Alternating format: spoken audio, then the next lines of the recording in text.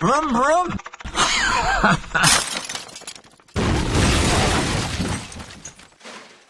Right, the reason we're making this video is because, as you can hear probably, it's raining outside, but it's not leaking here. So that bit we've done is working, because normally this is soaking wet here. I'll put this down. This is one little drip. So I'll put it there, because I thought it might be a mark on the carpet, but it has got a drip. So when we come back to do that bit what is still leaking, we will make sure here somewhere that we slodge a bit of stuff in the hole, because we've still got to put the finish on it. But anyway, what a success. So it's pouring with rain outside. So we're talking carbs. We're talking carburetors. Because I've had several emails from people saying, oh, I've got this carburetor and I don't know what this screw does, and I don't know necessarily what they do. Right, as you can see, I've got a little bit of a collection of carburetors. Well, it ain't because I've got a collection, it's just that these have fallen in my lap over the years, and I've thought, oh, they look nice, and I've either bought them, some people have given them to me, some of them have come in old junk, some of them cost a load of money. But it's what happens when you've been at it all your life. But there's a funny story attached to these two Webers. That is a 40 Weber. And when I say 40, that's the size of that. Now, when they first made these, they were sandcast. In other words, they had a pattern, it went in a mould, blah, blah, blah, blah. In actual fact, although this is a 40, it's a 38 modified. So what they did initially, they made 38mm ones, and people wanted a 40mm one, so they machined it out and made it a 40. So that is a 38 casting, machined out to be a 40. And that would have been on a D-type Jaguar or whatever. And the thing is with that was a very low production, difficult carburetor to make. And so they cost 100 quid. In 1950 something, these was 100 quid, which was a fortune. And everybody knew they were a fortune, and only the richest people and the richest teams could afford to fit Weber carburetors. So then what happened, Weber obviously had tremendous demand, so they started die casting them. Now that is a die cast Weber. Now what I'm talking about is 1960 possibly. I'm working at the London Sports Car Centre in Edgware, which was connected to the Checkered Flag. Anyway, so this Italian comes in and he's got a boot full of them, which were die cast, and they were 25 quid. So what happened was, right, but nobody knew about this except the Italians. It wasn't, you couldn't go on the internet then and put Weber carburettor and say, we've made these new ones, they're die cast, and they only cost, a quarter of them. So anyway, this Italian arrives. Alan Foster, the governor, who was a smashing bloke, a very nice man. He goes out, he sees all these Weber carburettors. He thinks, blimey, there's thousands of quid was there. So the Italian said, I can sell you some of these, I'll let you have them cheap. They're like, 50 quid or something, half price. So old Foster bought a few of them. He didn't buy hundreds, but he bought a few, because obviously they were really cheap. But obviously, if you look at it, that is a die-cast one. It's got an external throttle pump, the throttle pump's in there. But it was in the days, nobody had seen them. So how do you tell the difference between that and that if you're just an ordinary bloke? So anyway, old Foster buys these carburetors, and then obviously not very long afterwards it came out that you could buy die-cast ones, and they were only a few quid in them days. I think they were 25 quid, and these was 100 quid. So it was like a standing joke. Everybody who saw old Foster there used to shake his hand and say, oh, good to see you, Alan. How are you getting on with the carburetors? Oh, don't talk to me about the carburetors. So that was quite a funny story, though. So anyway, so that's a sand cast. That is a die cast. And what did the die cast go on? They both Same go on class. whatever. But in the old days, they had them on, and of course now they have them on. And I've heard through the grapevine recently that people are producing these because apparently the FIA has started to get a bit funny about early Lotus 11s, because an early Lotus 11 would have had them on, not them. And of course they're mostly fitted with them, because obviously they're more, there's millions of these, whereas there's only a few of them. And somebody started producing them, mainly to put on 1100cc Climax engines with 40 Webers, which is what that is. So that's that. I thought I'd just tell you that story because it was quite funny. It probably ain't so funny now, but in the day it was quite funny. But that's a Weber carburetor. Now this carburetor was fitted on a Cucciola, which is that little engine over there, Susie will point the camera. And that was fitted with a Weber carburetor. Look, you can't get your finger in there. And it says on there, Weber.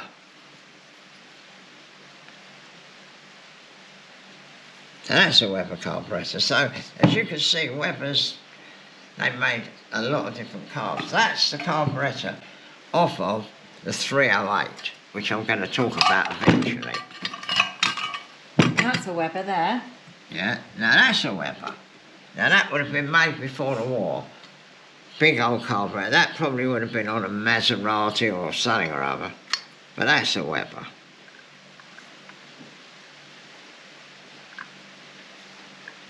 I bought that at an auto jumble because you go to Bewley, you never see a Weber like that. And I thought, oh, that looks a good thing. So I bought it. I was with John Champ at the time. And I thought there'd be people beating a path to your door to buy that at Bewley. I've never sold it. I still got it. But a good old car, made of bronze. Good thing. B&B, Birmingham. Yeah, Brown and Barlow, I think that stands for. Made in Birmingham. That would have been fitted on, probably a little Morris or something like that. But anyway, that's quite a rare carburetor. Now the thing is with that, I've never taken that carburetor. I do not know anything about that carburetor. So this is what I do. Now I'm not going to take this to pieces because it's not necessary. But what I would do, I would take that to pieces. And That's the B&B one. The B&B one. And then I would squirt that in the hole there, say, and I'll see where it comes out. And I'd think, oh, now where's the other way? And then I squirt it out and I think, oh, that's picking up fuel. It's going through that jet and then it's coming out of there. This side of the butterfly. Oh, that must have something to do with the tick over. Blah, blah, blah. And then, and that's how I work out how it works. You've got to really take them to bits and have a really good look at them. And when I say a good look, I mean really have a look. See, there's several holes in there, down there. There's one there. There's several holes. So with this, with a bit of squirt that way, you could see where they go. You could see whether they go to a jet. You could see whether they go to the fuel. If they don't go anywhere, it's probably an air screw. And that is how I work out how carburetors work. So I've never had that to bits, but if I suddenly had to use that, I would take it to bits and I would think, oh, that one there, oh, obviously that works the tick over. Oh, look, that might be a jet there. That could easily be a jet. So, again, a bit of a squirt here and there. You can decide whether that's an air jet or a fuel jet. So that's what you have to do. So, if you've got a cassette carburetor and you can't work out how it works, you've just got to really look at it. You've got to squirt this down the various holes and eventually you'll know how it works. And that's when you get clever enough to perhaps even think, well, the emulsion tube wants another hole in there. Now you can either put the hole at the top of the emulsion tube or you can put it down the bottom. That makes a difference. My Tim knows what that does, but he did tell me and I can't remember now. But anyway, that's another thing. So that is how I determine how a carburetor works. Now, and what are these carbs at the end of the table? Well, these are, I saw these in America and they fit those on early cars. They went on climax engines, 1.5 litre, 2 litre climax. That's what that manifold's for. Okay. And also, I think there was a TR that ran at Le Mans, which is a very special car, and that had these on. So they're like an SU to take the place of a Weber. Because obviously they're twin choke. But most people these days fit Webers, they don't even think about them, because they're talking about making new ones, but I don't know whether they have. And obviously Webers are so well known now, those 45s and 40s and what have you. People understand them, go to the rolling road, the man's got all the jets and goes, oh, it needs to be a bit richer, whips the jet out and puts one in. So that's why these really, I think, are a little bit redundant. But if you've got a lovely original car and you wanted the proper carbs, there they are. Now, I bought those in America, and I must have taken them to Bewley. I've taken them to Bewley at least 4 or 5 times. In fact, one of my mates who comes with me said, don't bring them bloody carburettors, because I spend my life telling people what they are, because they've never seen them. And of course I wouldn't sell them, because I don't need them. I only bought because they were beautiful, and I thought, oh, they're lovely cars. I've never seen a set of them that I could actually own, so I bought them. So there you are. So that's why I bought them. And I will take them to Bewley. So there we are. Now, what about these? These are something very special. These are specially made. You cannot buy those. I reckon they were made one-offs. And they were on a Grand Prix Sunbeam. And who manufactured those? They are Solex. Okay. But, you know, they're monsters. Look at them. Yeah. And I thought, if I bought a monster aeroplane engine or something like that, they'd be very good, because, you know, you just can't get big carbs like that. So that's why I own them.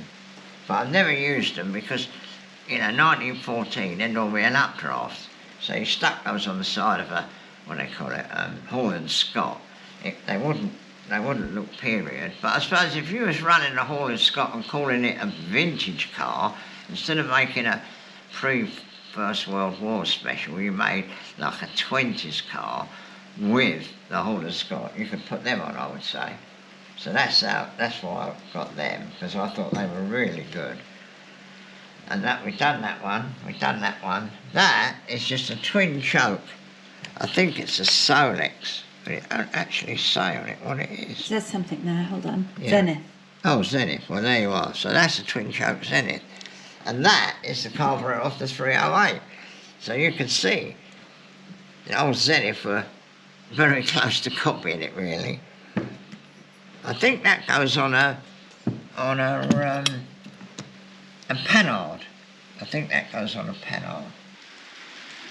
This video all started off with me taking this carburetor off of the 308.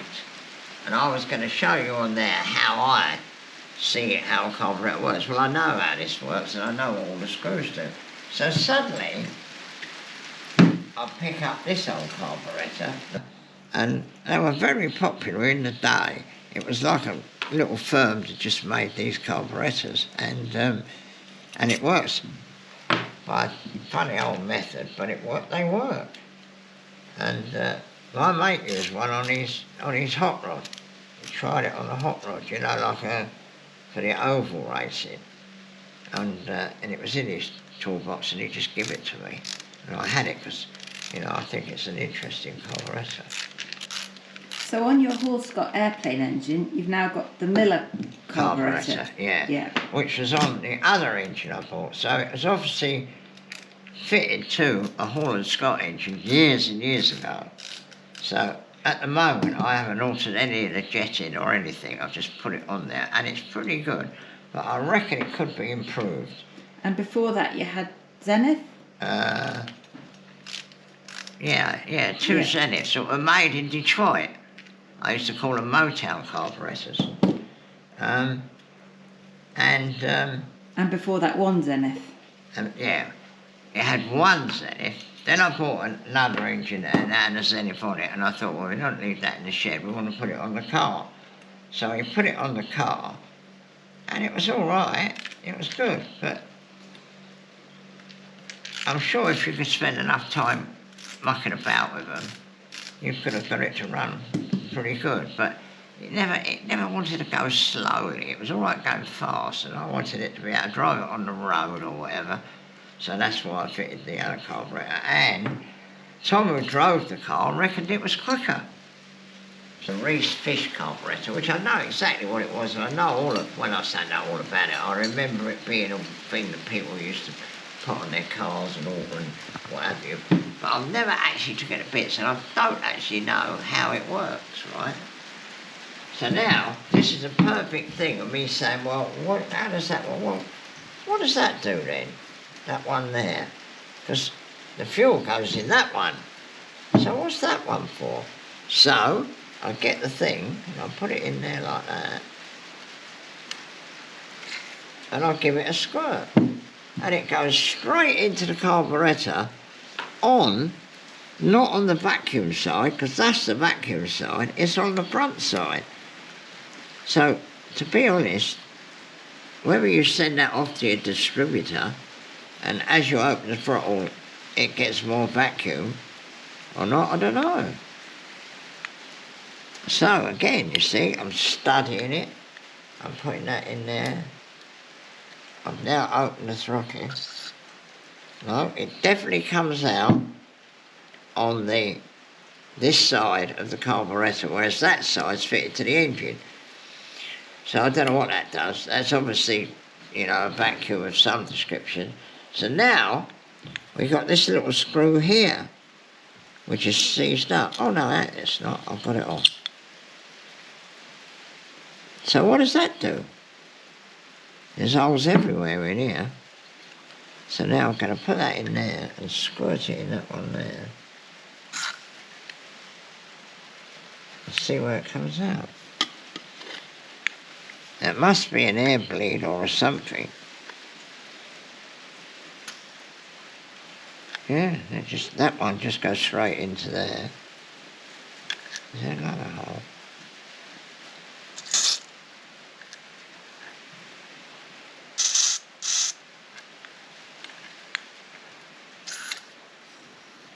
And that one, that hole for that one comes out on this side. So I think that is not just an air bleed, I think that's a seriously adjustable jet that goes in there.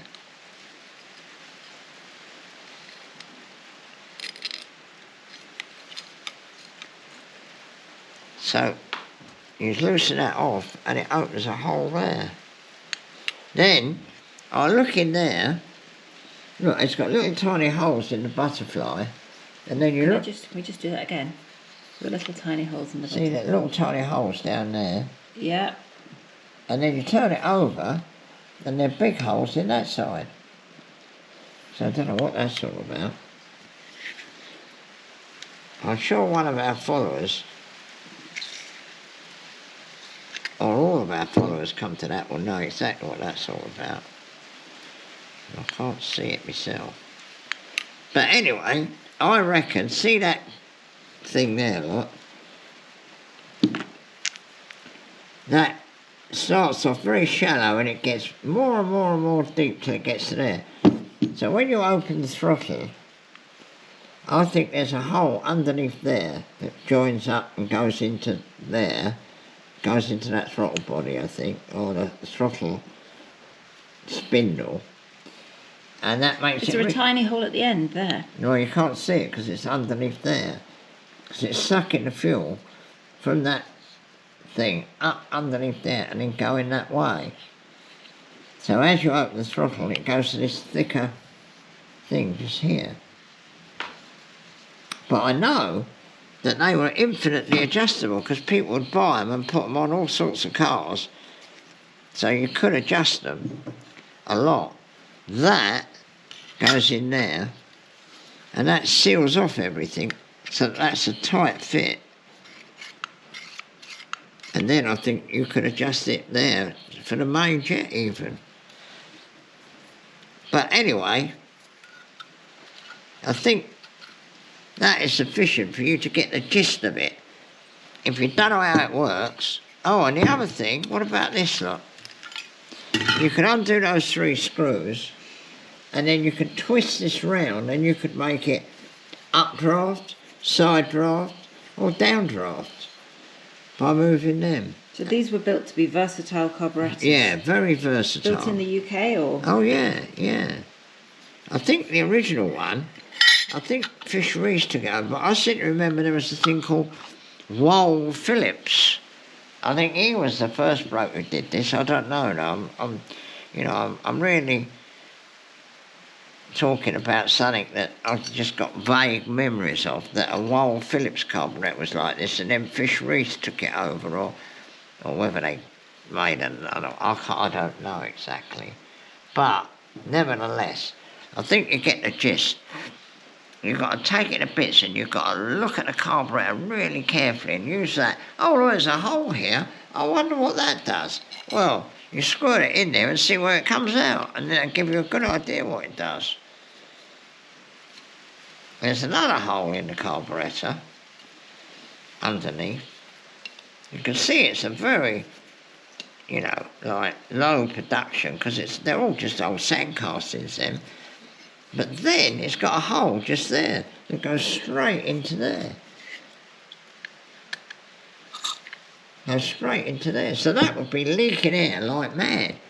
So perhaps that's a little jet, and you can alter the amount of air that's got sucked in there for when it was ticking over.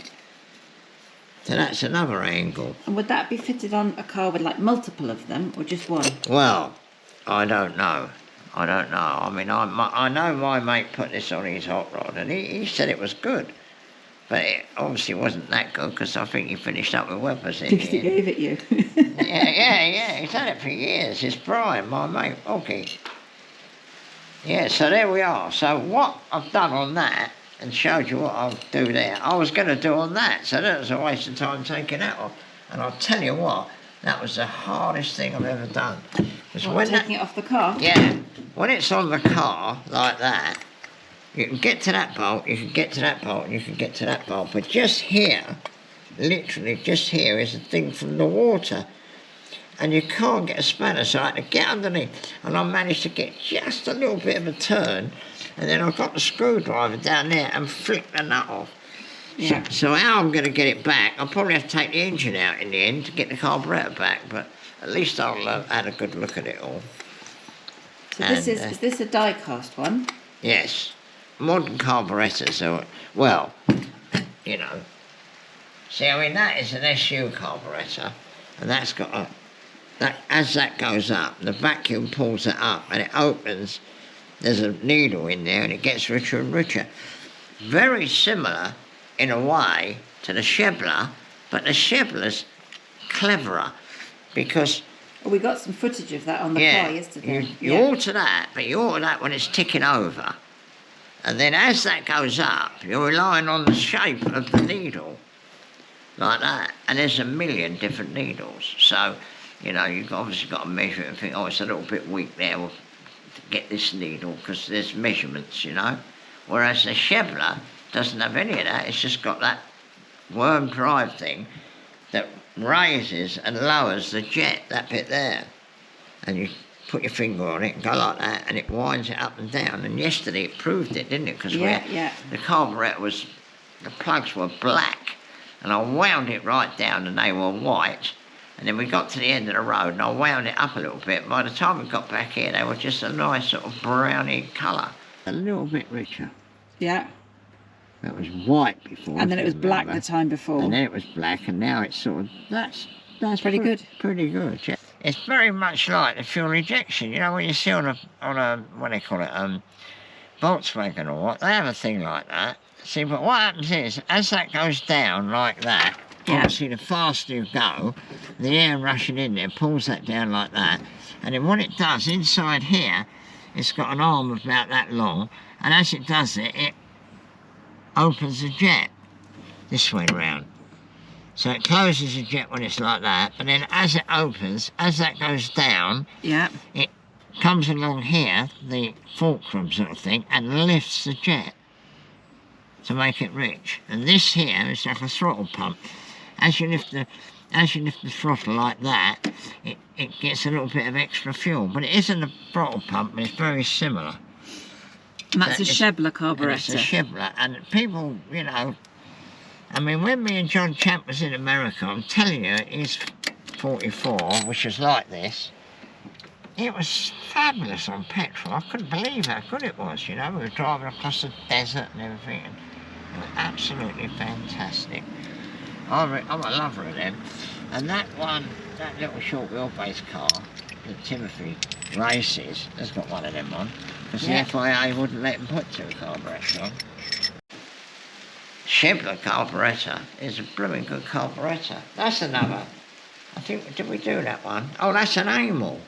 Now, yeah, you said about Amal. Well, Amal usually motorbike carburetors, you know, and this is obviously off a car.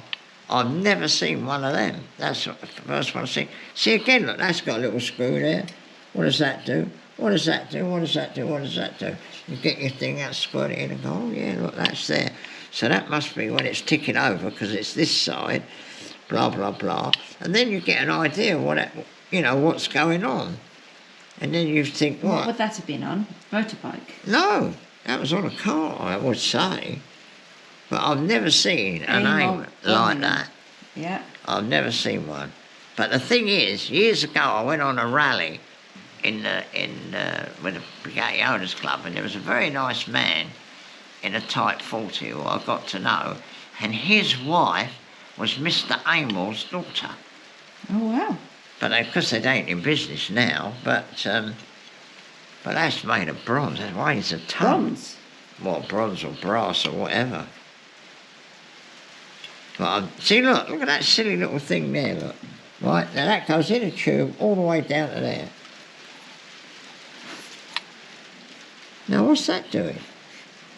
So I would get that, I'd put that on there, and I'd give it a squirt. And look, it comes out immediately. Yeah, to the side. Look at that. Now, do it again. You wouldn't notice that, would you? You'd think, oh, that must go further down. Oh, that's perfect. That's a demonstration. See, so what happens, that is in the gasket area, so you'd block that off completely. So that would get blocked off. So whatever that goes down here, goes right down to the bottom there. So what I would then do is block that off with my finger, put that in there like that, give it a squirt, and it comes out down there. Let's see where that comes out. It's got me going now. It's got personal. I thought we were going to talk about the Ferrari carburettor today, but we seem to be talking about every other carburettor. If I talk about that, I know what a Weber does. I could squirt things in there and I know where it's going to come out. Well, I don't know where this is going to come out. So that is the beauty of having a collection of carburettors that they're all different. You know, I mean, that one there, I don't know what any of that does. And what was that one? Was that the B&B? B&B in that's a Birmingham. Brown and Barlow, that stands for. They used to make Morgans sometimes. I had a Morgan that had Brown and Barlow carburetors. A three-wheeler, that is. Well, I think this is a very good demonstration of what I'm talking about. Never seen one of them before. What's this one? Have we talked about this one? Never had one of them to pieces. And I'm squirting this and working out how it works. That's an SU. That's we looked at that one, I think. Simplest carburetor in the world, that.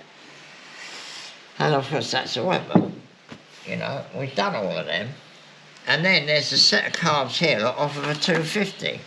Right, so now we've got the BMW 2002. Lovely car, best one in the world, I should think. Right-hand drive. Everything is beautiful, right-hand drive, never been painted, never been restored. It's had quite a lot of work done on it, but it's never had a respray or anything like that, and all the trim's original. Right, you start it up, and it's got fuel injection. As it happens, it starts, but the fuel injection is undoubtedly hanging on too long. So by the time it gets enough heat in the engine, it's wetted its plugs up. So I think, well, you know, we'll find out about that. So Susie goes on the internet, look. So you can't squirt that down the fuel injection and see where the fuel's coming out and how it might work. You have to go and buy a new cold start whatever. So, that is It's a Kugelfischer, yeah? Yeah, well, you see, now that is exactly We right. need an expert on that, don't we? The Some minute advice. you get a car that's old, it's 100 years old or whatever, you can fiddle about with this, and you can fiddle about with a lathe, and you can make a little jet, you can drill a little hole and you can get it working. But how do you do a fuel injection? Well, that's 50 years old, that car, 51. Yes, exactly, and now it's not running properly. I can't do anything about it because I haven't got the stuff to swap over. The slow running module in the fuel injection somewhere is obviously not working properly, but you can't get in there and adjust it as far as I can see. So perhaps one of our followers who's much cleverer than me and knows all about BMW 2002 will know an expert that we can take it to and get the fuel injection sorted. Because I love fuel injection. My Mini's got fuel injection. It's fabulous. It starts instantly. It switches off when it's warm. It does lovely. Everything automatic. Ain't got no chokes and no nonsense. Wonderful. But I wouldn't know what to do if it went wrong. Whereas with this lot here, I can do something. Well, I think that's an informative session for a rainy day, Ivan. Yeah, I think so too. I didn't realise, to be honest, I looked around and collected all the carburetors together. I didn't realise that I had such a collection of carburetors, but there we are. It's good really, because that will go on a Samson. It's an 1.1" carburetor, which is slightly bigger than the Samson one, and it's an SU, which is what English people understand, and it's a bronze body, which means it's very early, and I bought it from Albert. Good old Albert. He's a man who's got masses of vintage bits and he's a smashing bloke. And what's going to come next on the channel? More on the Ferrari. Oh yes. Well, obviously I'm going to have to put that back. But I'm sort of getting into this Ferrari now and I can see it all coming to bits. Because I ain't mad to go driving it around. I'm just interested in it. I had a struggle getting that off, I can tell you. And I'm going to have a struggle putting it back. But, I'm a bit worried about the timing belts. I think they were done, but I think they were done a long time ago. So not only, they're probably not worn out, but they're old. And the last thing in the world I want to be buzzing that engine, and it almost, and then you've got bent valves and, it would be terrible. It would upset me immensely. So I could see the engine coming out before long and tidying up the engine bay. So we'll make a video of that. Making a nice job of it, so that then I can buzz it up the road like a loony and not think, oh dear, the belts might break. We're off to a party now, folks, with my new young lady. And what do you say to your ever-increasing band of followers, Ivan? Don't forget to subscribe. And don't forget the thumbs up. And we seem to be doing very well.